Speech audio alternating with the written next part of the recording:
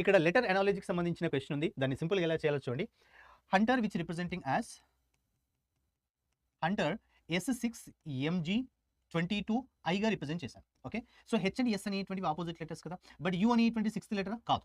So NM opposite letters, TG opposite letters, E22 కాదు, RI opposite letters. అంటే ఇక్కడ కొన్నిటికి నెంబర్స్గా రిప్రజెంట్ చేస్తాను. అవేమేమి 622 అంటే యూ అనేటువంటి ప్లేస్ సిక్స్త్ కాదు, కానీ you position from right hand which is a 6 and అలాగే ఈ position from right hand so 22. అంటే ఇక్కడ ఓవెల్స్ యొక్క పొజిషన్స్ ఫ్రమ్ రైట్ హ్యాండ్ నుంచి రిప్రజెంట్ చేశారు, కాన్సోనెంట్స్ యొక్క ఆపోజిట్ లెటర్స్గా రిప్రజెంట్ చేశారు.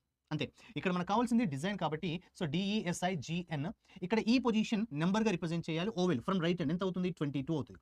ఐ యొక్క పొజిషన్ ఫ్రమ్ రైట్ హ్యాండ్ నుంచి ఏమవుతుంది? సో 18 అవుతుంది. ఇక ఇవన్నీ కూడా కాన్సోనెంట్స్ కాబట్టి వాటి యొక్క ఆపోజిట్ లెటర్ అంటే ఇది W, S ఆపోజిట్ H అవుతుంది, G ఆపోజిట్ T అవుతుంది. సో దిస్ ఈస్ ఏమవుతుంది? So U22 H18 TM, so which is option C.